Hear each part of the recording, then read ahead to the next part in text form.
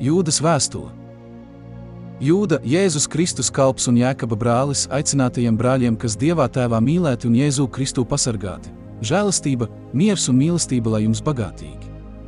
Mīļie, tā kā man ļoti rūpēja jums rakstīt par mūsu kopējo pestīšanu, tad sirds mani spieda jūs pamācīt šī rakstā turpināt cīņu par to ticību, kas svētiem reiz uzticēta. Jo ir iezagušies kādi ļaudis, par kuriem sen jau rakstīts, kas likti nākamajam sodam, bezdievji, kas mūsu Dieva žēlastības vietā nododas kauna dzīvei un noliedz mūsu vienīgo valdnieku un kungu Jēzu Kristu.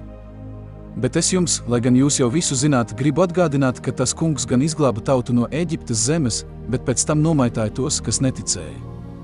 Un eņģeļus, kas savu augsto stāvokli nebija nosargājuši, bet savu mājokli atstājuši, viņš mūžīgās saitēs saistītus tur ieslēgtus tumsā lielās dienas tiesai. Tā Sodoma, Gomora un apkārtējās pilsētas, kuras šiem līdzīgi padevās netiklībai un nomaldījās pretdabīgās miesas kārībās, ir noliktas par atbaidošu piemēru mūžīga uguns soda izciešanai. Tāpat arī šie, sekodami saviem sapņiem, apgāna miesu, nicina augsto valdnieku, zaimo debes varas. Turpretim virseņģelis Miķelis, kad viņam bija Mūzus miesas dēļ vārdu cīņa ar velnu, neiedrošinājās par viņu izteikt zaimu spriedumu, bet tikai sacīja: tas kungs, lai tevi soda.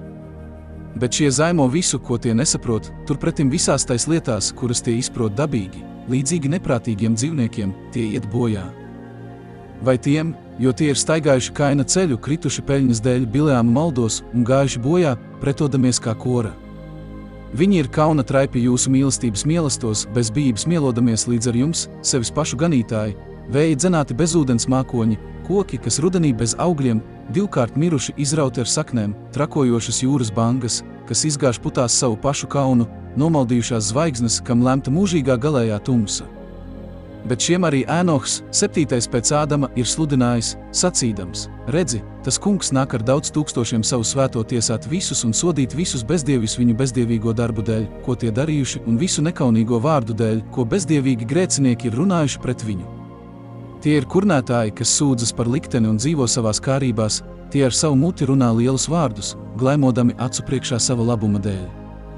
Bet jūs, mīļie, pieminiet vārdus, kurus jums mūsu kunga Jēzus Kristus apustuļi ir sacījuši savā laikā.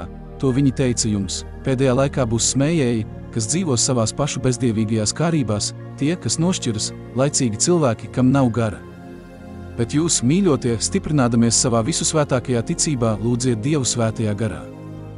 Un pasargājiet sevi Dieva mīlestībā, gaidīdami mūsu kunga Jēzus Kristus žēlastību, lai iemantotu mūžīgo dzīvību. Un citus, kas šaubās, apžēlojiet, glābiet, no uguns izraudami, citus apžēlojiet ar bailēm, nīzdami pat miesas apgānītās drēbes. Bet tam, kas spēj jūs pasargāt, ka neklūpat, un nostatīt nevainīgus un līksmus savas godības priekšā vienīgajam Dievam, mūsu glābējam, lai ir caur Jēzu Kristu, mūsu kungu, godība, varenība, spēks un vara no mūžības, tagad un mūžu mūžos. Āmen!